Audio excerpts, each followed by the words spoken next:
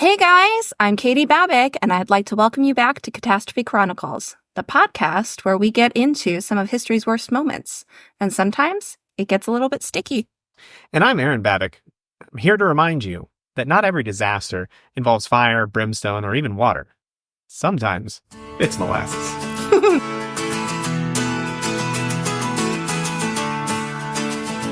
Episode 2, I am so excited. Do you remember what we're doing this week? Something to do with molasses. The Great Boston Molasses Flood of 1919. Sounds thick. Since we started with Aberfan, I don't want to use the word lighter, but pick something lighter this week. And the Great Molasses Flood, and yes, it's exactly what you're thinking. It sounds like a movie. It's just so bizarre. I mean, it sounds ridiculous already. It is absolutely ridiculous. But what made me even more interested in this is just the context of the entire situation. There is so much more to molasses and rum than I ever knew I didn't know. So molasses and rum. What is this we're drinking? So we're having a gingerbread cocktail, and I picked it literally because it has molasses and rum in it. And since we're going to be talking a lot about molasses and rum today, I decided we should have a calamity cocktail with molasses and rum. I'll post the recipe. It is delicious. Good, I'm glad. It is. Calamity, I like that calamity cocktail. Calamity cocktail. I'm clever, aren't I? So let's dig into it. Are you ready to hear about some real chaos? Lay it on me. I wanted to start this week with a quote again, because again, what I really loved about my research on this was just the full big picture. And I mean, I'll be really honest, as you guys listen to me, you'll see that that's what I love about disasters in general. I just love the context of everything. Well, there's so much more than just the events. There is. The specific events. There's the whole world around. And so many lessons to be learned, so many things that change. Like, it's just, I love history put in context. So we're going to take it back. We're going to go back, all the way to President John Adams. Yeah, let's do the time warp. So the quote today is, "I know not why we should blush to confess molasses was an essential ingredient to American independence. Many great events have proceeded from much smaller causes." Okay. Molasses. Molasses really was a key part of American independence. And we're going to try and edit it out, but just in case we can't, that's a cat. Boom, boom. Yeah, they've decided this is their Zoomy time. Yeah. So yeah, molasses was a key part to American independence. Before that, part of why it was a key part to American independence is molasses was actually kind of the lifeblood, or one of the lifebloods of the slave trade. Molasses has a dark history, man. Pun intended? Molasses is dark. Sure. Yep. I meant that. It was intended to be a pun. Molasses, though, it's amazing how something so sweet and syrupy and is really just, well, today for cookies and cakes and cocktails, has such a dark history. So starting in the 16th century, molasses became part of what's called the triangle trade. And for those of you who don't know what that is, the triangle trade was a 3-part system where slaves were brought over from West Africa to the West Indies usually. And in the West Indies, they were sold or traded for molasses. And then that molasses got back on that ship, was taken to New England, where it was then traded for rum. And then used in making rum. Yeah, it is also used in making rum, which we're going to talk about. But it was traded for rum too. So they traded the molasses for the rum, and then they made rum out of the molasses they got. And then they took the rum, and that went to West Africa, where they traded it for slaves. On average, through the 16th and 17th century, it cost 115 gallons of rum for a male and 95 gallons for a female. How horrific is that? That whole trade was pretty awful. Well, yeah, definitely. And again, this is one of those really dark moments in history. And maybe I should have known, but I didn't know molasses was such a central factor in that. It's not something you think about. I mean, I think other people think about it. Unfortunately, I haven't, and it sent me down a real rabbit hole, which I encourage other people to go down as well, because it is just a really interesting part of history. From there, obviously, molasses was a huge part of New England's economy. They needed it. They made rum. In fact, in 1770, Massachusetts produced over 40% of the rum produced in the colonies. It's a lot. It's a lot of rum. Molasses was also a staple in colonial diets. It was their sweetener. It was what they used really instead of sugar because it was so much cheaper. So let's pause that here. I did not know. That's interesting. Yeah, it was. It was their primary sweetener. So let's pause here for a second and just talk about what molasses is. Molasses comes from sugarcane, right? So the big bamboo type thing. They take the sugarcane, they crush it up, and then they boil it. And what comes off of that, kind of like when you're boiling salt water, the salt comes off, that's the sugar. The syrup that's left over is molasses. After the first boiling, that syrup is called sweet molasses. Okay. Then they boil it again. They get more sugar off of it, and they have another syrup left over. That second sugar, so it's the syrup boiled again, that's called second molasses. And then they boil it again. Is that like second breakfast? It is, but less sweet. Then they boil it again for a third time. After they boil it that third time, you get what's called blackstrap molasses. And that's going to be what we're talking about here. Blackstrap molasses. Blackstrap molasses is vile. Yeah, it doesn't sound not gonna lie to you. Very edible. Have you ever had it? Native. You have now had it in a cocktail. And at some point after this episode, I'm going to give you a little taste of it. It is on its own vile, but mixed into things, it obviously makes a really good, tasty things, and it makes great rum. Cocktail, so. Yep, absolutely. We're already not starting strong for molasses. Molasses has already caused some pretty horrific things in the world, right? Well, I would argue that it's probably a man-made issue, not molasses' fault, like it did this to us. I'm not going to lie. I'm going to be blaming molasses. It's definitely man's fault, though, for these things that happened. But in the context of this podcast, I'm blaming molasses. In 1733, the Molasses Act was passed by Great Britain. The Molasses Act was the first of the acts that started taxing the colonies without representation, passed by the Parliament without the colonies' input. And this pissed them off. They didn't really like it. And then about 30 years later, in 1764, the Sugar Act was passed. Have you heard of that one? I have. So the Sugar Act was just a recodification of the Molasses Act. It basically was just the Molasses Act needs to keep going on, but we're going to expand it now. And we're going to include all sugar products, textiles, and other things that are not from Britain. You got to pay back the cost of the French and Indian War. Yep. And again, these were the first acts that specifically targeted the colonies. And the passage of them pissed off the colonies. It didn't start the revolts, but it did set the stage as more acts started getting passed for the colonies to start rising up and rebelling and trying to, win. And ultimately, they did. The United States is here. 1776. That musical, man. When my lovely wife started talking about molasses and the slave trade, I was like, oh yeah, I knew about that. She's like, where'd you learn that? I was like, well, there's a song in the musical 1776. And he burst into song because that's what Arin does. And now I watched that episode late one night, or I watched that musical late into the night because I had to know where this molasses and rum's song came from. So that's also going to be linked in the show notes as part of my research. Excellent. It's a very rose-colored brush painting of history and very, very. Ooh. But it's fun. So that is a very long, drawn-out history of molasses. And from here, we're going to really fast forward through a couple hundred years and take ourselves all the way to the beginning of the 20th century. You went so fast. I did. Zoom, zoom, zoom. At the beginning of the 20th century, there were some pretty serious geopolitical tensions. Just a little bit. Just a little bit.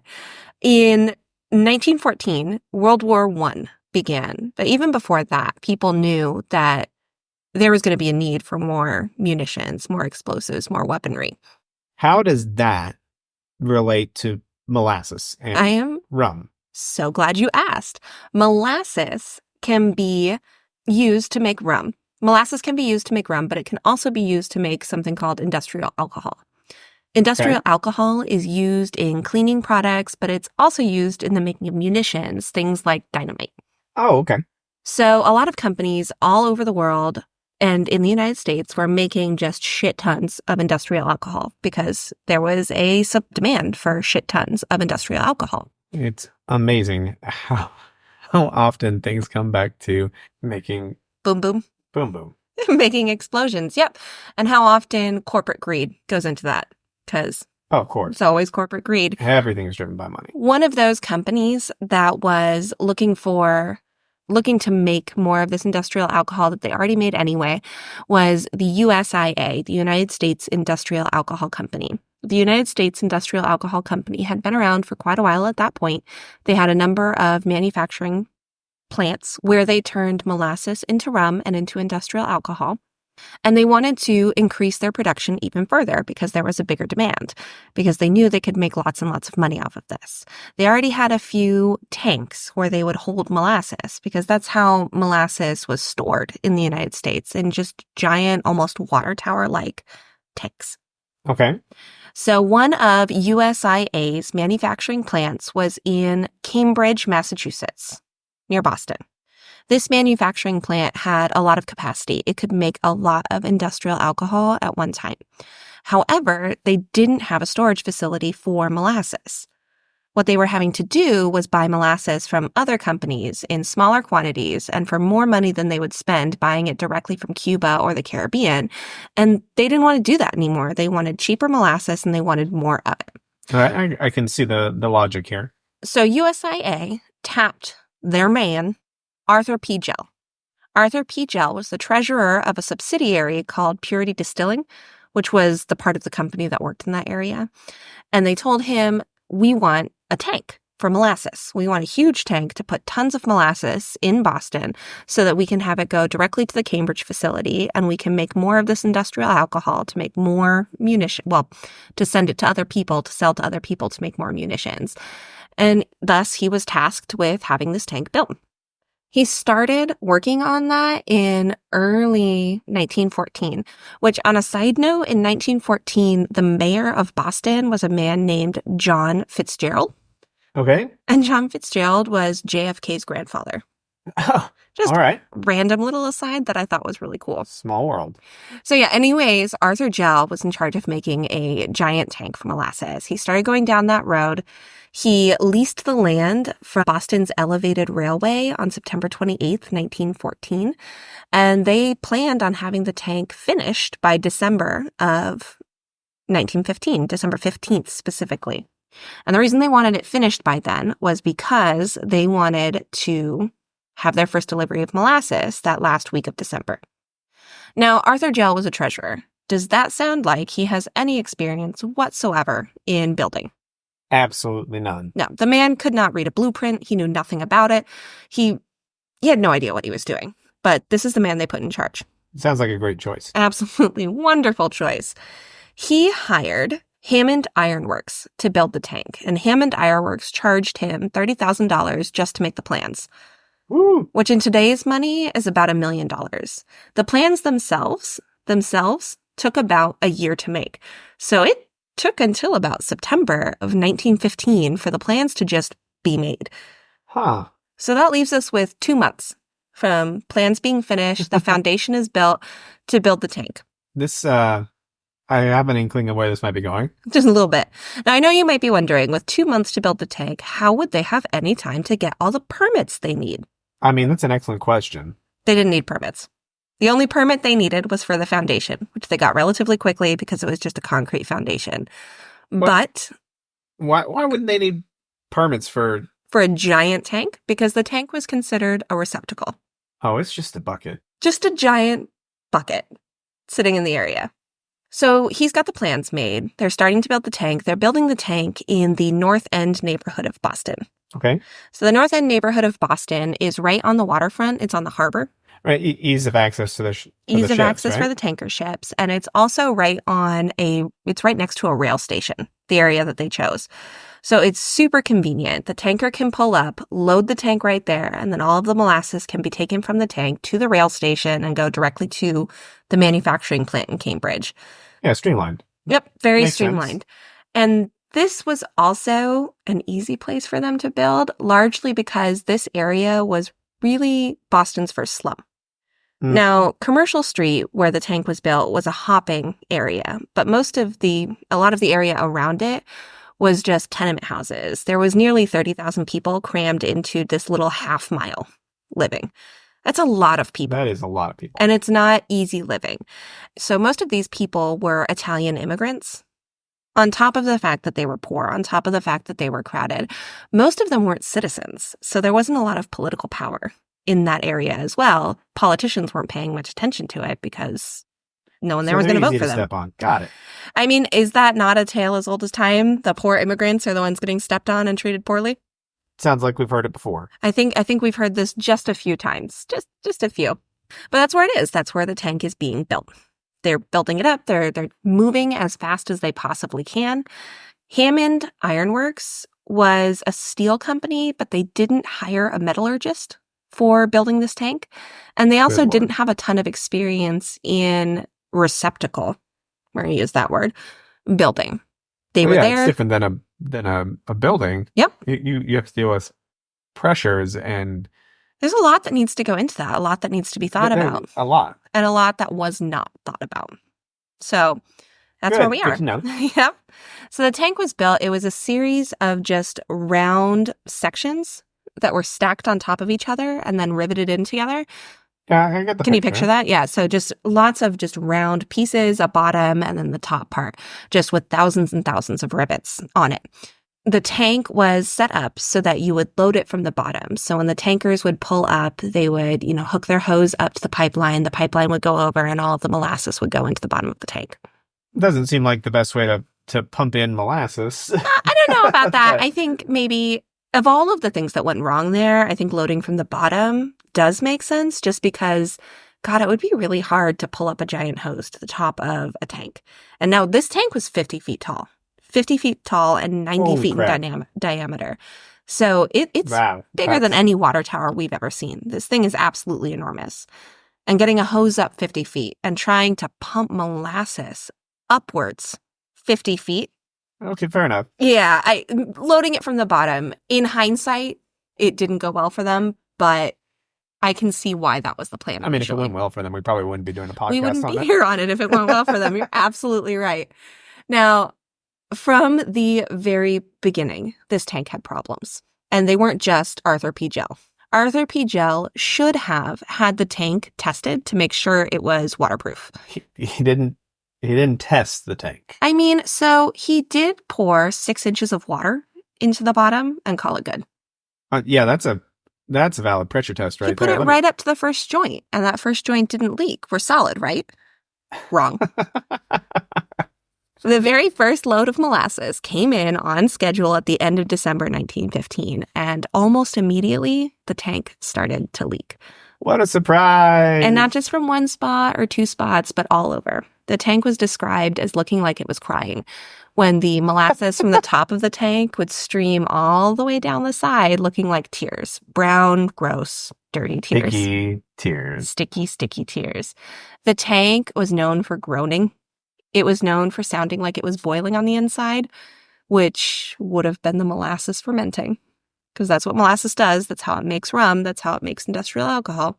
Well, yeah. I mean, that's not abnormal. You just something sugary alone. It's kind of... It does that. You just should have a tank that was tested to make sure it can withstand that kind of pressure. But, here we are. It leaked so much that it became kind of a central point for a lot of the residents. They would come and they would collect molasses. Molasses was still, we talked about how it was a staple in colonial times. It was still a staple in a lot of diets because it's cheaper than sugar. I mean, I don't know if I'd want the molasses scraped off the side of a... Poor neighborhood. You do what you got to do. The children in particular loved it. The children would bring sticks and make molasses lollipops off of it. Aw. And they would, I mean, it's cute now, but... But yeah, it was known. And not only was it known, a lot of the residents kind of took advantage of it and thought it was just a queer thing and didn't really put up much of a fuss of it. And when I was initially researching it, I wondered why so many of the residents didn't seem to care that much. And then it occurred to me that they probably just didn't think it could go that bad. Probably didn't know. I mean, I don't think I would know if I hadn't read this story. It would never occur to me. Of course they got the permits they needed, and, Well, no, there were no permits required. There were professionals that built it. It's got to be safe. But even, just, I don't think I could have fathomed a molasses tank failing and a molasses flood, right? That's just so bizarre. It's hard for me to picture even now knowing what happened. I get it, kind of. One man, though, was not happy. one man who worked for the company, his name was Isaac Gonzalez, he complained constantly. And there were other people who were complaining too, but Isaac was definitely the loudest. He complained to his boss, Mr. White, who was the manager of that particular area of it. He complained to Arthur P. Gell, who again was the treasurer and the man in charge of this whole catastrophe. He told them that the tank was probably going to fail. It was leaking. There was all kinds of problems. It was groaning. The tank would expand and contract, and it would vibrate. In fact, local workers would come and lean against it to kind of get a back massage, a sticky back massage. In fact, it was so bad that pretty quickly into this complaining, Isaac started sleeping next to the tank because he figured if it failed, he could wake up and warn people to try and get them out of the way. Because, I mean, I think he assumed, like most of us would assume, Molasses is slow moving. Molasses in January moves pretty slow, right? Molasses in any month moves pretty slow. We're going to find out that's not the case. Our kids that they're moving like molasses. So Isaac is complaining constantly. There's a 50-foot tall, 90-foot in diameter tank that can be filled with 2.3 million gallons of molasses at any given time. Good God, that's a lot. It's not going super great. The company, however, did respond. Did they? I mean, kind of. They caulked the tank a couple of times. What? The caulking didn't last very long. They caulked it twice between 1915 and 1917, and only after just tons of complaints. Yep, because of Isaac's complaints. And eventually, Isaac just kept going at it. He kept telling them, there's a problem here. This is a huge deal. So finally, at the beginning of August 1918, USIA and Arthur P. Gell responded. All right, what'd they do? They painted the tank brown. They hid the leaking molasses so effectively that nobody would ever possibly know. They painted the tank. They painted the tank brown, which is, I know, for everyone listening, a really shocking turn of events. A company not taking the time to actually solve a problem and instead going with the cheapest fix. This reminds me of one of my favorite jokes. Oh, yeah? What's that? The one about the admiral. Oh, tell me. Every time his ship would go into battle, he would call to his aide and tell his aide, "Bring me my red coat." After a while of serving as admiral, his aide asked him, "Why do you do that? Why every time we go into battle, you ask for your red coat?" And he says, "Well, if I should be wounded in battle, my men shouldn't see me bleed." And he goes, "Oh, okay, that's pretty brilliant, sir." Soon after, they are encountered by a massive opposing force, and his aide excitedly looks up at him and says, "Sir, shall I fetch your red coat?" He goes, "No, today, bring me my brown pants." I don't think I've heard that one. That's a really good one. And very fitting. You know, a nuke's coat of paint will do wonders. It'll fix everything. Lipstick on a pig. So they painted the tank brown, early August of 1918. Right. And Isaac went, the fuck with this. Quit and join the army September 1st. I'd rather get shot at than deal with you fuckers. Right? Because again, like, let's just point out the full context of what's going on here. The full picture of the world at that moment. At that moment, World War I was still going on. Sure, it was winding down, but it was still going on. There were still thousands of people dying a day. And that's just at the war front. There were hundreds of people dying at home on the home front. Can you think of any reason why lots of young people would be dying in 1918? 1918. The Spanish influenza and the Spanish flu hit North End pretty hard.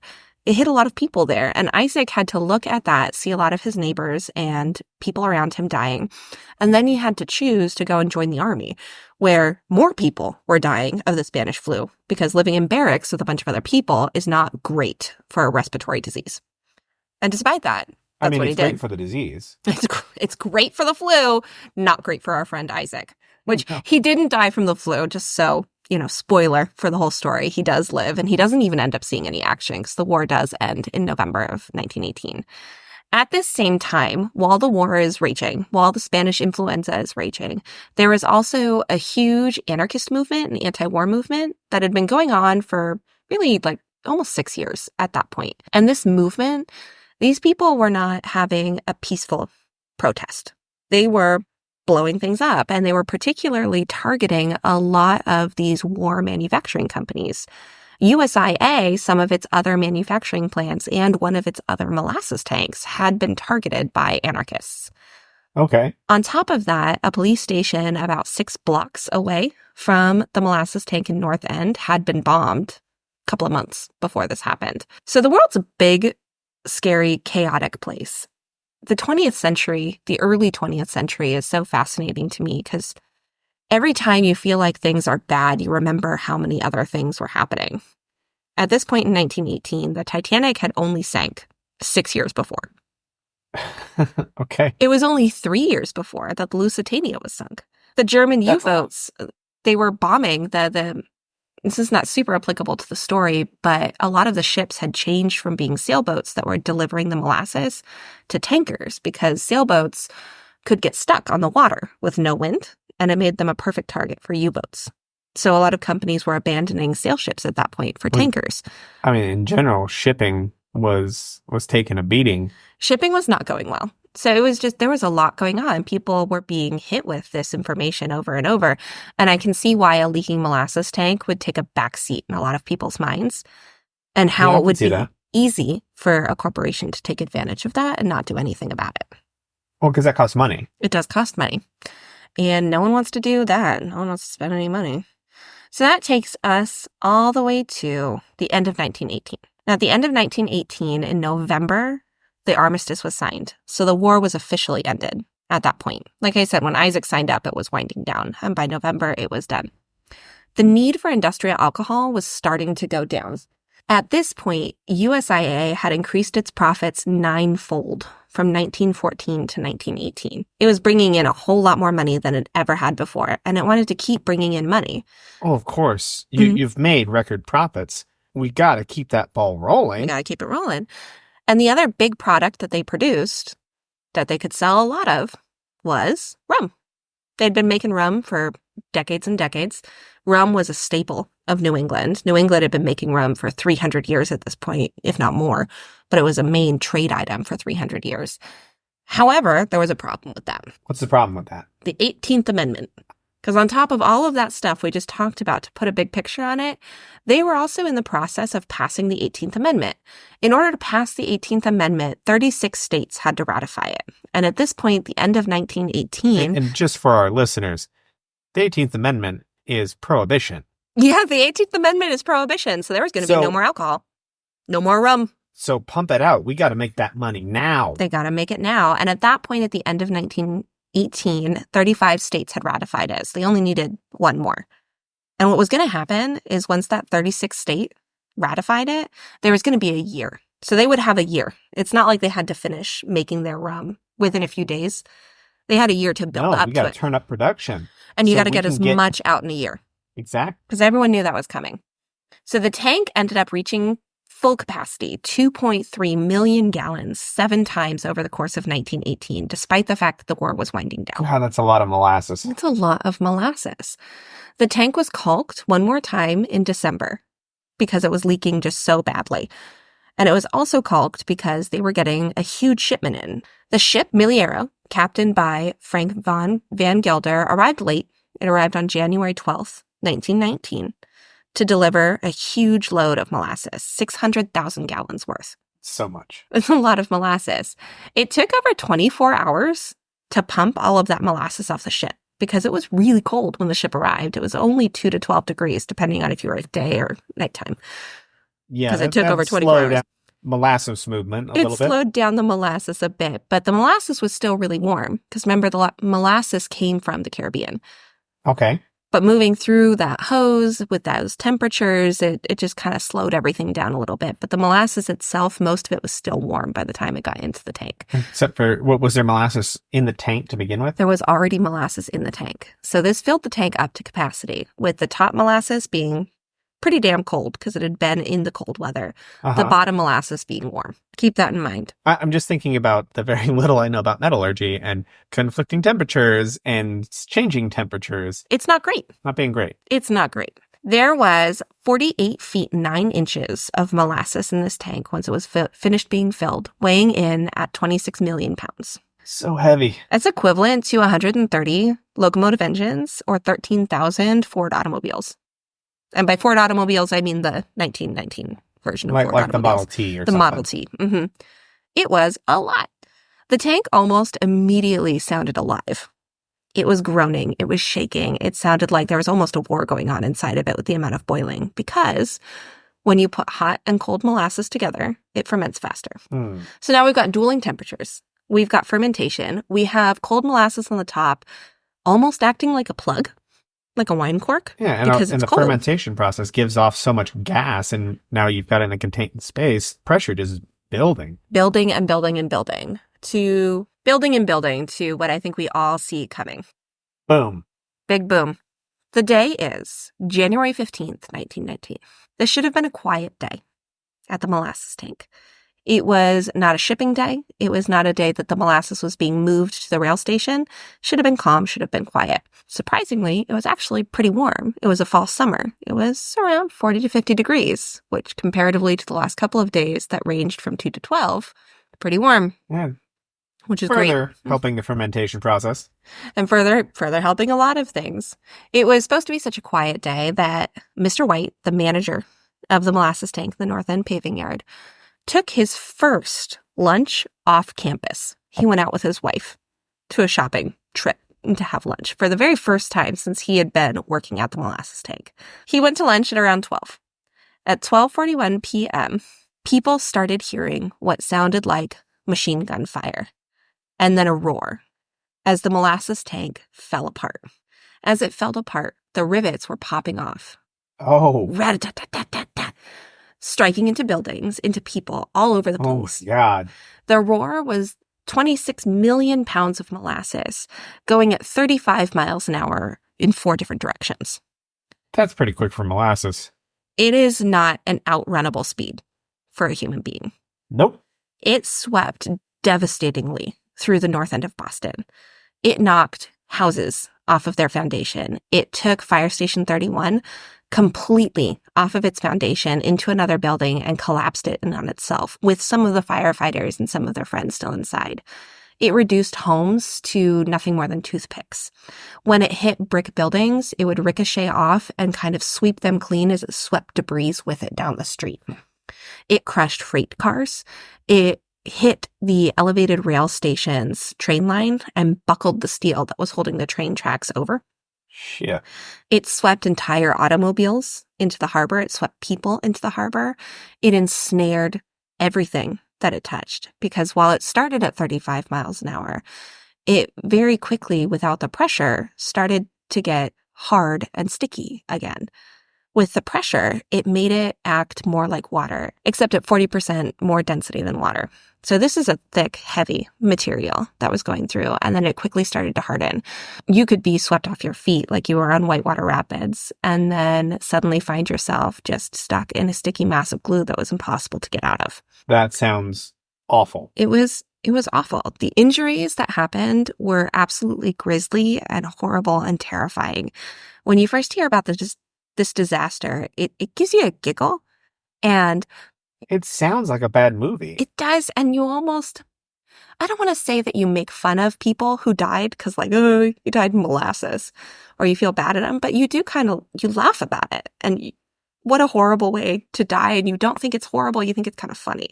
Until you read the specifics. Well, and even just thinking about it, what happened to these people was awful.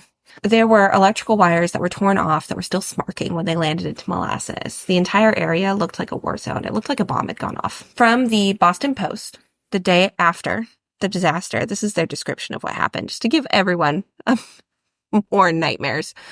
Molasses, waist deep, covered the street and swirled and bubbled about the wreckage. Here and there struggled to form. Whether it was animal or human being was impossible to tell. Only an upheaval, a thrashing about in a sticky mass, showed where any life was. Horses died like so many flies on sticky paper. The more they struggled, the deeper in the mess they were ensnared. Human beings, men and women, suffered likewise. Well, new fear unlocked. 100%. In the Clottery home, which was a building that was right across the street from the molasses tank, the entire house was just toothpicks. Martin Clottery was upstairs asleep in bed, and when the molasses flood hit, his bed was lifted up and carried out of the completely destroyed house on a wave of molasses. He said it felt like riding whitewater rapids. He was tossed off of the bed, sunk under the molasses, managed to swim his way back up, started treading molasses before it completely settled, because it took a little bit of time for it to settle down into being harder, and it was still rolling through the streets at this point.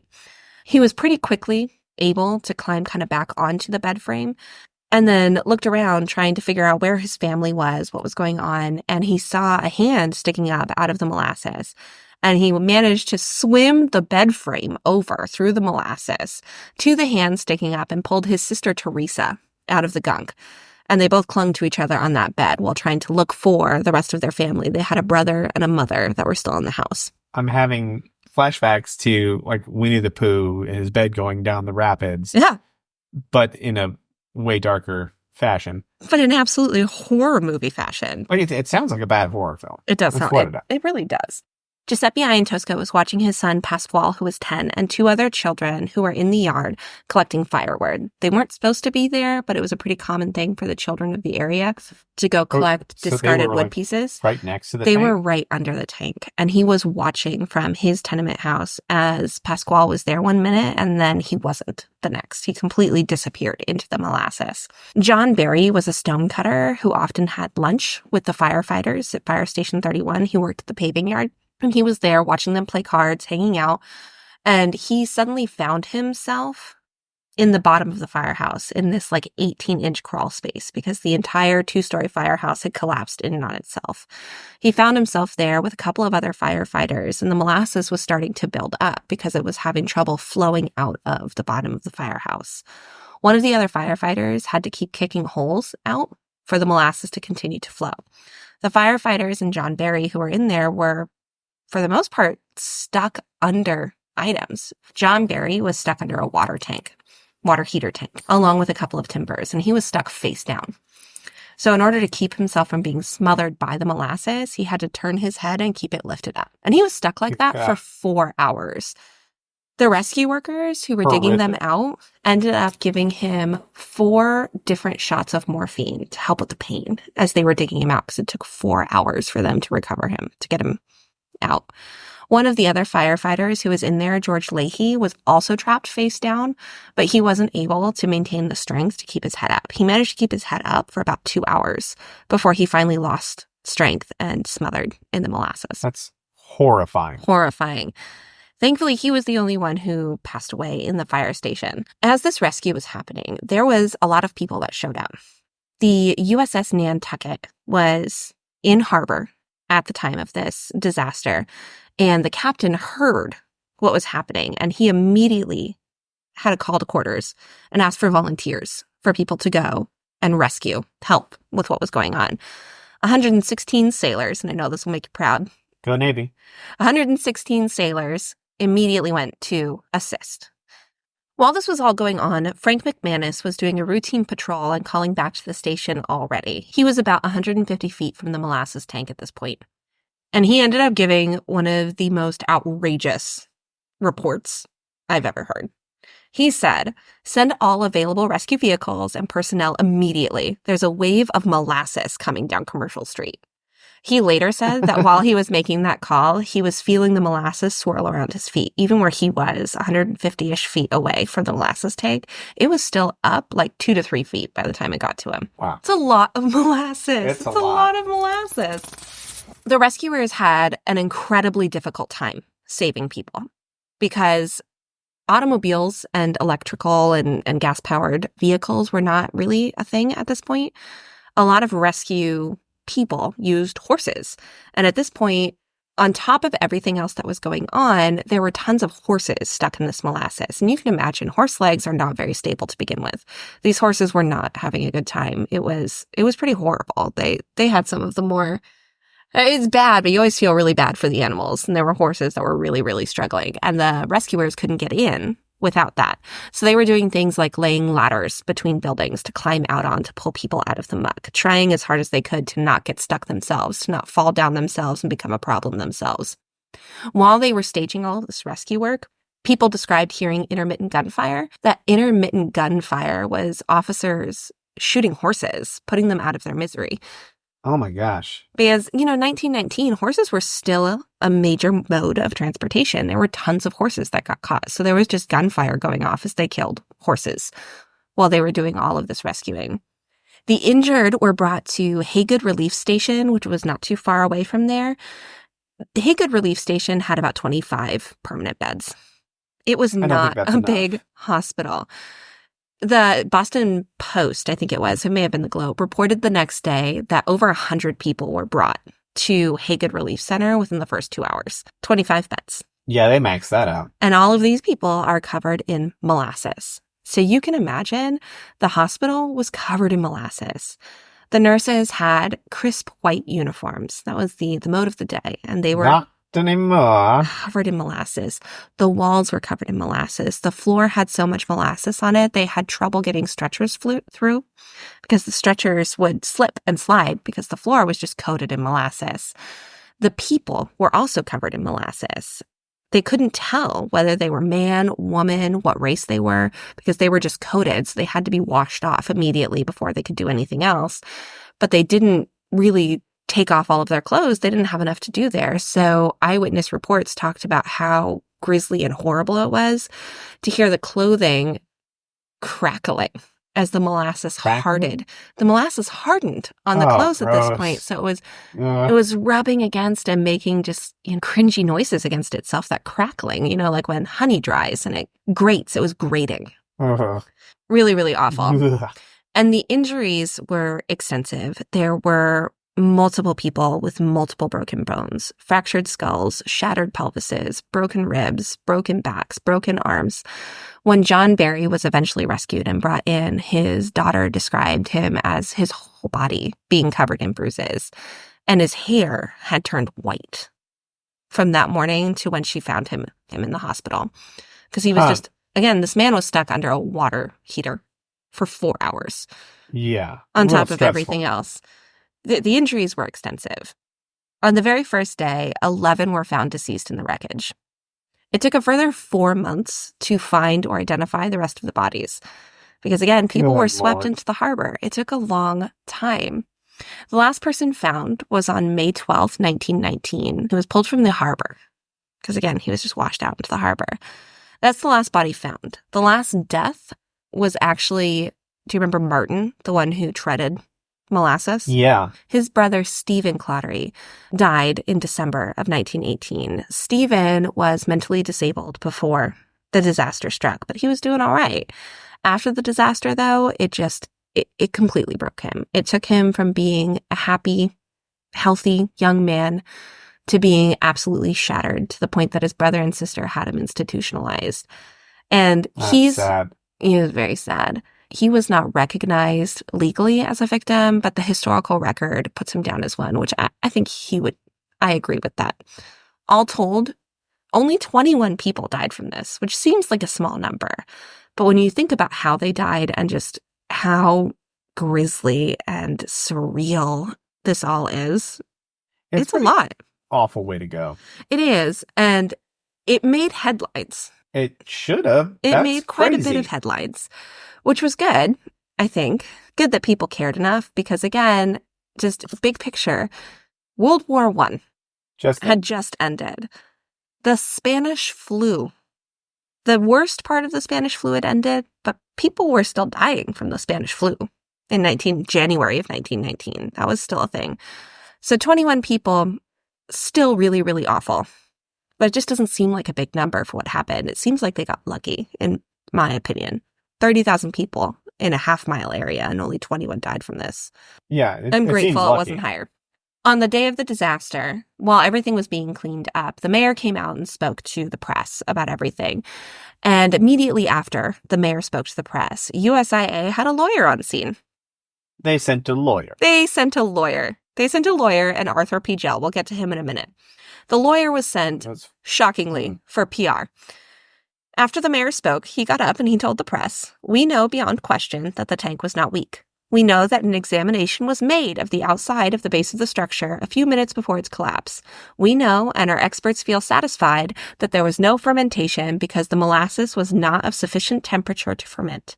The company contends that there were no structural weaknesses, but we do venture the opinion that something from the outside opened up the tank. Those motherfuckers. While he was doing this, Arthur P. Gell was at the scene. He was sent there not to help, but to protect USIA property. He was told to not let any law enforcement or anyone else take USIA property. And I want you, can you guess what property he didn't want people to take? The tank, so it couldn't be examined. Mm-hmm. Those assholes. Yep. In the first glimmering of justice, he was not able to get past the sailors who had set up a cordon to get to the tank pieces. And he ended up giving up. Punched him. No one punched him, but he wasn't able to get in. And good. The next day, rescue efforts and cleanup was still happening. That morning, though, Nebraska ratified the 18th Amendment. So January 16th. So Prohibition. They're still cleaning this up. Boston's covered in molasses. And now church bells are ringing through Boston to celebrate Prohibition being completely the law of the land. Or at least going to be the law of the land in a year. Mm-hmm. Absolutely. Hold off your celebration, maybe. Right. The vice president of U.S. Industrial Alcohol came that day as well. His name was M.C. Whitaker. He came and he met with the Commissioner of Public Works for Boston, and his goal was to get the tank. The Commissioner of Public Works was not having it. He and Whitaker ended up having a huge, huge argument. Just to name a few, on the scene, there was 125 rescue workers from the city. There was 100 people helping from Boston Elevated Railroad. There was 100 non-construction workers helping. There was the 116 sailors from the USS Nantucket. And there were exactly 0 people from USIA helping with rescue and recovery and cleanup efforts. And the Commissioner of Public Works was pissed. I would be pissed too. They got in a screaming fight that could be heard from the street outside. And it ended with... Did he get punched? He did not get punched. I'm sorry. No one gets punched in this story, unless you count getting punched with molasses. They ended up sending 150 people to help with the cleanup, and they were able to send engineers to get their tank pieces and take them away. Fuckers. I'm glad they got their people there helping them. At least Commissioner got that. I feel like it's something. An act. Yeah. It's nonsense. Boston at large was covered in molasses. A lot of people came and just looked, because much like a train wreck, I think it was just, no one could believe it unless they saw it. On top of that, all the rescue workers were going home covered in molasses.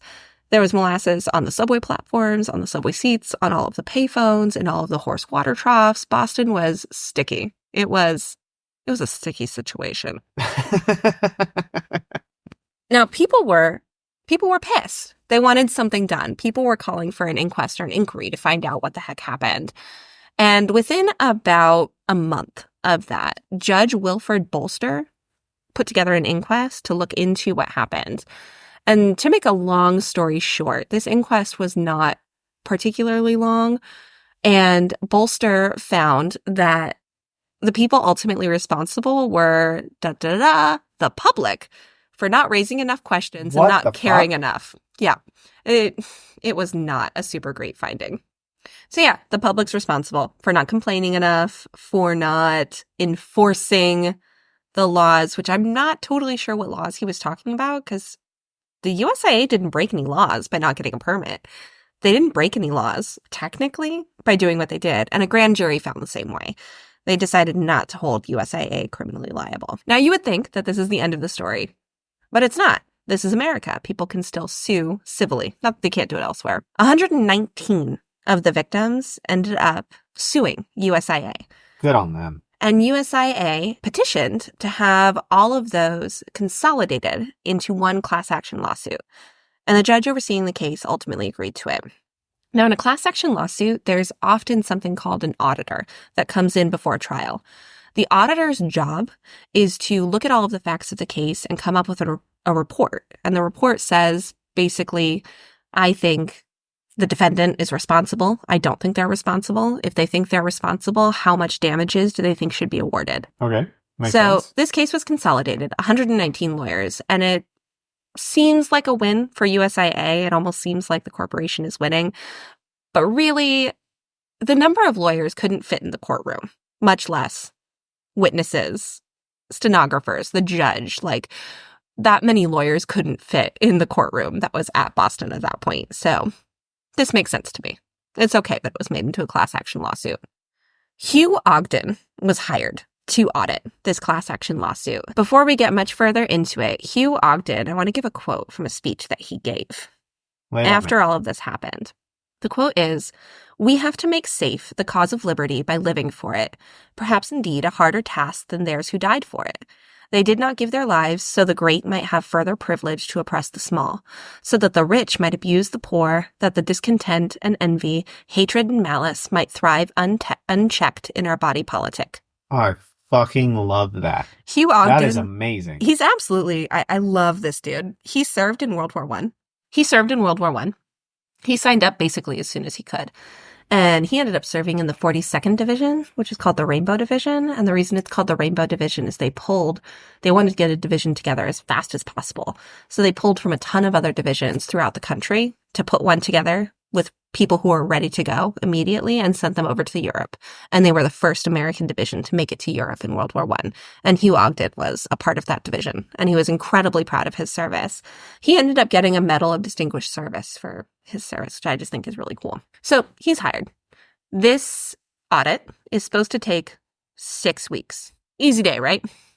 Oh, that's a really short time. I don't think it's going to be that easy. It is not. It ultimately ends up taking over 3 years. For the audit, they narrowed it down to 2 attorneys. There was one attorney for the plaintiffs, for all the victims, and one attorney for USIA. The plaintiff attorney was Damon Hall, and the USIA attorney was Charles Choate. Damon Hall was like a street fighter. I mean, he feels very classic Boston Irish. He was scrappy. He was always willing to fight for the little guy. And he was rearing for a fight on this one. In his opening statements, he said, "We have all been accustomed to make fun of cold molasses, but this experience, which occurred in the heart of Boston at noon in January 1919, taught us that cold molasses has death-dealing and destructive powers equal to the tornado or the cyclone when it is suddenly unloosed." This man recognized that this was weird. He recognized that this was a weird disaster, and also recognized that these people deserved something. They weren't going to get criminal justice, but they needed something, and he was willing to fight for it. Choate, on the other hand, while still a really brilliant attorney, they both went on to actually found some of the most prestigious law organizations in Boston that still are around to this day. Choate, though, he was more hoity-toity. He was definitely a corporate lawyer. He spent most of the trial kind of doing the opposite of what Hall was doing. Almost all of his witness testimony was paid experts, which doesn't really look great, but they can talk good. Hall, on the other hand, used almost exclusively ordinary people that stood nothing to gain. So not his own plaintiffs, but other witnesses who weren't suing USIA. And this all ended up going pretty well for Hall. However, the anarchists were still active. Choate was essentially arguing that the tank had been blown up by anarchists, that an outside factor had come in and blown up this tank. Hall was arguing that it failed. He was arguing the truth. But with Choate arguing that, and with anarchists still active and still bombing things throughout the course of this trial, a lot of people thought that, like all other trials like this before, the corporatists were going to win, that it wasn't going to go well for the little guy. Ultimately, USIA was found liable. Thank God. We're going to get into some of the damages and whatnot because I think it's interesting. But before we do, I want to give some of the quotes from Hall's closing statements because they're just so snarky and so much fun. All right, let's hear it. One of them is talking about what had happened, that it might be an anarchist. "Such crimes are usually committed in the dark by mortal men, not at high noon by ghosts." Because it was broad daylight, no one saw anything. Nope. Another one, "The fantasy anarchist was an intelligent ghost, I have to admit, because he knew that the January bargain sales were on and that for the first time in all of history, Mr. White, the tank's caretaker, was to leave at 12 that day and go up to town to meet his wife on a shopping tour, leaving the tank unattended." And my absolute favorite These ghostly anarchists with their ghostly bombs produced ghostly dynamite explosions that we mortals have never heard of. That is the concussionless explosion. Because when the molasses flood hit the brick buildings, because the brick buildings didn't fall down, they blew out the windows on the bottom floor, but they didn't blow out the second story or third story. If it had been dynamite, those should have blown out. If it was enough dynamite to take down 26 million pounds of molasses and a 50-foot tank, there should have been enough of a concussion for it to take out windows that were only 10, 15 feet away from the tank, but it didn't. So yeah, ghostly anarchist. I just absolutely loved that. After closing statements, Ogden decided that he didn't want to give his verdict yet. What he wanted to do instead was to hear from all 119 claimants on what they wanted for damages and what they thought should happen. This was a very clear indication of what direction Ogden was clearly going to be going in. Oh, yeah. He's fighting against the corporation. Yep. This 6-week trial at this point had already taken a year. It took a further more than 2 years to get through all of these damage arguments. Oh, my God. This is so long. Mind-boggling. During these arguments, Choate tried to minimize a lot of what was going on. He could see which way the wind was blowing, and he was trying to save the company as much money as possible. He said things like, asphyxiation is painless, and with no suffering, should you really get any money? There were 2 children that died in the disaster, and they were 2 of the 3 that were gathering wood next to the tank. He said those children were trespassing, which is illegal, so they shouldn't get any money because you can't blame the victim. You can't reward them for that. It shouldn't be surprising because corporate greed is a tale as old as time as well, but it blows my mind that someone would try and argue that children are such hardened criminals that we shouldn't even consider any damages for them. Bananas. In April of 1925, so we are now 4 years out from the disaster, 3 years from when this 6-week audit started, Ogden issued his findings. USIA is liable. In a 51-page report, he harshly criticized Gell in particular because Gell should have known better. He should have hired people that knew what they were doing. He should have hired reports. He should have had someone on staff who could fucking read a blueprint to make sure that these things were being built to their proper standard. Some of the evidence that came out in the trial were things like, in order to be up to the safety standard they should be, the metal used should have been thicker, but even more jarring. The metal was over 10% thinner than the plans themselves called for. Gell should have been able to see that that was what was happening. And the fact that he had no one who could recognize that they weren't even getting what they were told they were getting, which he didn't know if what they were told they were getting was going to be good enough, but he couldn't even tell that he didn't get what he was told he was going to get. Like that is wow. Truly the pinnacle of ineptitude and incompetence. Absolutely. And he deserved that criticism. Ogden set the damages at $300,000.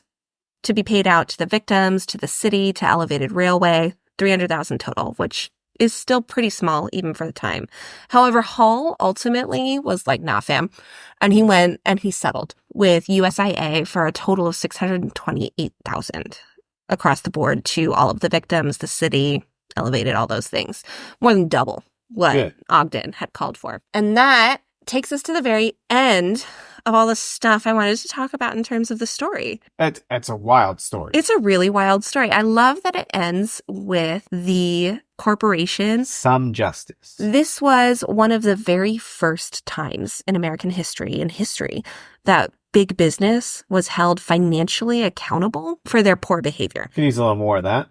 It's pretty crazy and pretty awesome because it set the stage for a lot of what I consider to be good movements in the country. On top of that kind of cultural shift of holding big business and big corporations accountable, it also spawned an entire flurry of laws requiring building permits, requiring that people actually be experts in the things that they were selling, requiring plumbers to prove that they could do plumbing, requiring steel workers to prove that they could make their steel to the specifications they said they were going to, requiring architects to sign their plans. All of these different things. If any of you have ever done any like home remodeling, I know we do that more often than we probably should because Arin really enjoys this stuff. You might be like Arin and whiny about the amount of permits and different things that you need to do. But one of the things I found fascinating about this is I never would have thought that building permits were written in blood the same way fire codes are. But in a lot of ways, they are. A lot of them spawn from the Great Molasses Flood. So if you ever find yourself getting annoyed about having to get a permit and the government oversight and regulation, blame molasses. Molasses is the root of all evil. That and corporate greed. Another impact that this disaster had is it did show a lot of immigrants, particularly the Italian immigrants, the power of having political involvement. At the beginning of this story, when we were talking about North End, there was a ton of people living there, but only about 25% of the immigrants that lived in the North End had citizenship and voting power. By the time this entire story finishes unfurling, nearly 80% of the immigrants in that area had citizenship. And I'm not saying this was entirely based off of the molasses flood. There was a lot that happened in this time period, but this was part of what spurred them into making sure that they were fully involved in their system and making their neighborhood better. And I think that's pretty cool. All of this also ultimately kind of paved the way for FDR, because it's not much further from here that we have the stock fall that happened in 1929, the Great Depression, and ultimately changing a lot of this country's attitudes from the Gilded Age to more regulation, putting more back into our communities, both at the federal and state level, just a big cultural shift. And this was one of the first things that started that. So much stuff. Oh my. And then just like, this doesn't tie in perfectly to my story, but I thought it was really interesting. I was thinking about how close to the Civil War all of this was. So I was looking up like different birth dates and whatnot, because I was trying to picture in my head when any of these people or these people's parents have living memories. And Hugh Ogden's birthday, he was born in 1871. So he was born 10 years after the Civil War ended. Wow. So he grew up with parents who had living memories of the Civil War. I'm sure a lot of these people who were injured, a lot of the people who lived at this time had parents who had living memories of the Civil War. And then they lived through World War I. And then they lived through the Spanish influenza. And then Boston flooded with molasses. Somewhere in there, the Titanic sunk, the Lusitania sunk. I mean, the world was moving at such a fast pace in the early 20th century. And I'm sure it does in other areas as well. The last time the Jumanji board was out. It does feel really similar to the time period we live through today. There's a pandemic. There's always these horrible things happening. We have September 11th, just tons of big things that happen in our lifetime. I always feel a kinship with the everyman who lived through the early 20th century, because I feel like a lot of us can relate to a lot of what happened. And obviously our lives, we don't have World War I. The pandemic we had didn't kill as many people. I'm not trying to say it's as bad or horrific, but it does feel very similar in a lot of ways. Technology outpacing our ability to cope with it. Yeah, and it's also, when you're in it, it's kind of hard to see the big picture of how bad or not bad it is. Yeah. You know, very much so. Bombarded by the news cycle. Everything's terrible and everything's on fire. Yeah. And this was a lot of the beginning of being bombarded. They didn't have 24-hour news, but they had radio addresses. News could travel quickly across the country. They didn't have phones, but the telegram could send it. That's why Boston found out immediately about Prohibition being passed in Nebraska that morning. And that, I don't know if humans are meant to get that much information that fast, much less how fast we get information now. That's something I think about, and it's not totally in the realm of what we're talking about in this podcast, but it is something I think about when I think about 20th century history, early 20th century history, and our lives today. Yeah. So yeah, anyways, what'd you think? How'd you like it? Oh, that was wild. It's really just surreal. The whole thing is surreal. It thankfully has a good ending, It's a good though. story. It is a good story. And thankfully it has a good ending, I feel like. A lot of disasters, it takes a lot longer to get to the baddies. I mean, we're talking about industrial accidents to be held accountable. This one, for the time period, that was pretty darn quick. I wouldn't have expected that. Yeah, it was pretty good for any time period. I don't know that I'd totally expect that today, much less in 1919. Fair enough. That is the end of our great catastrophe. I hope everyone enjoyed it.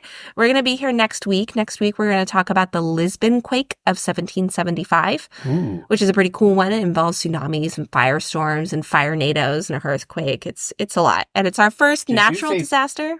Firenado? I said firenado. So make sure you tune in next week dear God. when we talk about that. We have socials. We would love for you to give us a follow and keep up on what we're doing. I post these On This Day and Catastrophe posts every so often, which I've been really enjoying. We're on Facebook at Catastrophe Chronicles. We are on X, not Twitter, X. And we are Catacron Pod because X has a rude character limit. We're on Instagram, Catastrophe Chronicles Pod. You can email us at Gmail, catastropheChroniclespod@gmail. And we have a website, www.catastrophe-chronicles.com.